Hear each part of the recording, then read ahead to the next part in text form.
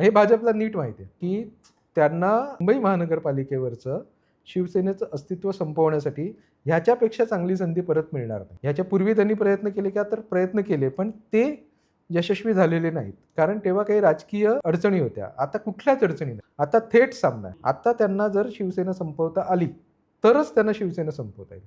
मग शिवसेना संपणं म्हणजे काय? तर 50 पेक्षा कमी जागांवर उद्धव ठाकरेंना रोखणं. तर मग ते कधी होईल? जर शिंदे आणि भाजप हे एकत्र लढले तर. जसं विधानसभेमध्ये विरोधकांना चेपलं, तसं चेपण्याचा प्रयत्न त्यांचा नक्की असू शकतो. पण हे गणित इतकं सोपं नाहीये. कारण कसं आहे, की इतके लोक शिंदेकडे आणि भाजपकडे गेलेले आहेत.